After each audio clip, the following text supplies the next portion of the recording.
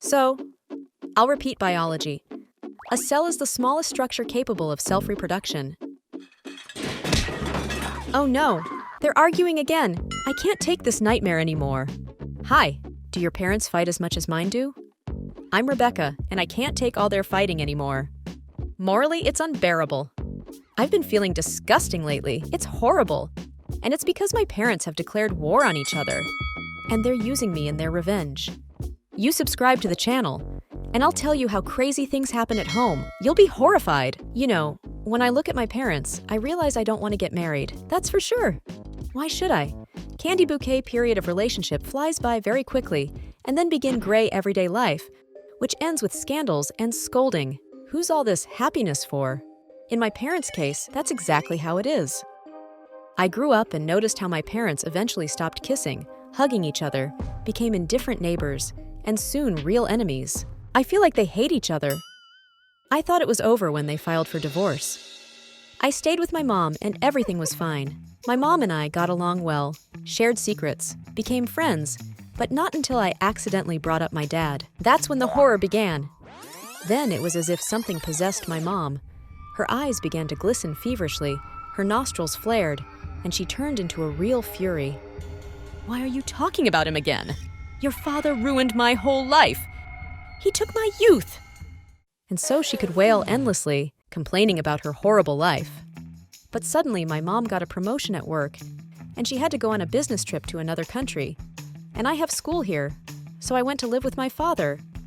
Not bad, considering that my dad was less annoyed with me about my grades and gave me more money for pocket money. But as soon as I mentioned the name of his ex-wife, that is, my mom, he turned into a monster. Screaming, yelling, muttering, whining, remembering all the sorrows of family life. In a word, a complete crap. But I noticed that even if I avoided talking about Mom, Dad was still looking for reasons to pick on something. It's like, it makes him feel good. I realized that each of them enjoys poisoning the other's life. What am I supposed to do about it? Their war continued in court as they began to share custody of me, but as soon as their eyes met in the courtroom, that was it. The war was starting. The windows shook from their loud shouting, and the judge ran out of the room. It was so unbearable. In the end, only the guards calmed them down. And because of their inadequate behavior, they were placed under house arrest, and I was placed in a shelter. I spent 2 months in a horrible institution. And I was mad at my parents. Why couldn't they behave properly? Why didn't they ever visit me at the orphanage? And then my mom showed up like nothing had happened. Daughter, we've made an arrangement with your father. You'll live with me on weekdays and spend the weekends at his place. And Mom kissed my nose happily. I thought it would finally stop, but I was wrong. My parents didn't want to see each other, so every Friday I drove across town to see my dad, and then back to my mom's on Monday. My dad's neighborhood was a bit of a mess, not very prosperous. One night, 2 blocks from my dad's house, I was accosted by a mugger. He came out of a dark alley, grabbed my bag out of my hands, and disappeared into the night. I was so scared. I took the first bus I could find and went home to my mom. I told her everything, and she started blaming my father for everything.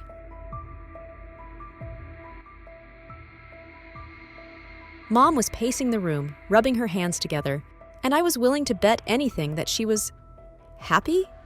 Yes, like she'd found another reason to scold my father. I was beginning to think that Mom had set up the whole thing to ruin my weekend, because Dad and I were going to an amusement park, and now I'd be home for 2 days and listen to what a bad father I had. What awaited me next was an unrivaled show. For hours, Mom yelled at Dad on the phone, telling him how our daughter, that's me, had almost died. Mom was certainly overreacting, because of a burglar. But as it turned out, that was just the flowers. Next, a really big problem awaited me. I'm really into dancing, modern dances. I've been doing it for a few years. We have a great group at school. We constantly take part in different competitions and can boast a lot of awards. And now, out of the blue, we're going to an international competition. Can you believe it? In sunny Spain. And that's no joke. The endless, tedious training began. Every day. No days off. We had to learn some complicated dances to impress the jury.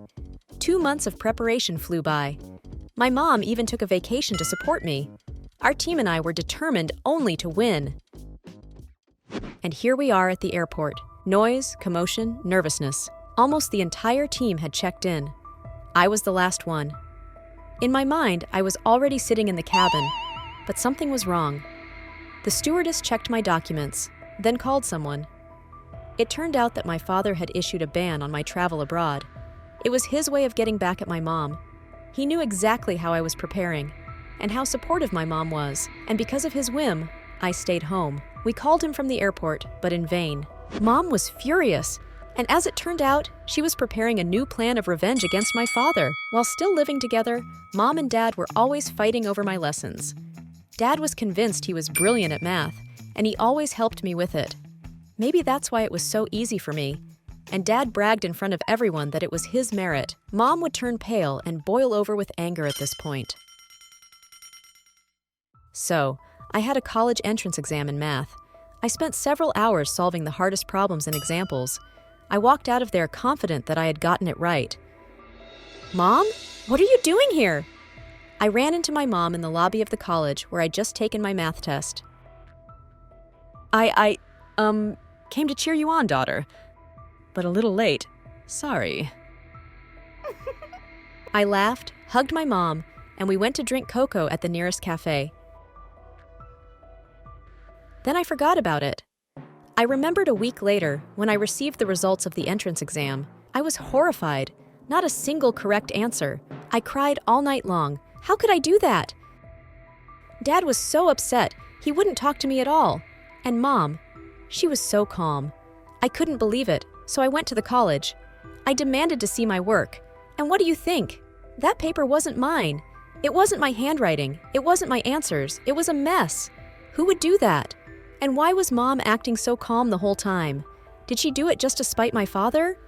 After all, she's been savoring my failing the exam for a long time, blaming it on my dad. And then by chance, I came across a psychologist's videos on YouTube. She specialized in family therapy, and especially in divorce and its consequences. In one of her cases, she told how parents took revenge on each other through their child. And I was struck by lightning. That's my case.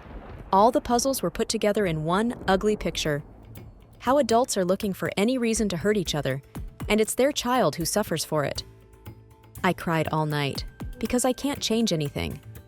The scarf incident, after which I had to call an ambulance for my dad, didn't even surprise me.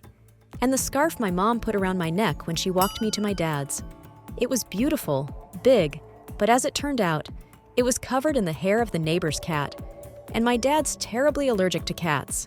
And as soon as I appeared on the doorstep of his house, Dad started sneezing terribly. Then his eyes got red, he had trouble breathing, and we spent the night in the hospital, where he was injected with allergy shots. Mom, stop laughing! It's not funny! Dad could have died! I tried to calm my mom, who laughed until tears when I told her about the ambulance, shots, and Dad's puffy eyes. And Mom was happy about her next little victory. Daddy soon got his revenge. A week later, a magnificent cake was delivered to Mommy. Unsuspecting, she ate almost half of it in one sitting. And then she was in bed for 24 hours with terrible pains. The cake was expired. I was mad at both of them. I had to take the blame for everything all the time. I had already decided to move in with my grandmother so I could live in peace until I finished school.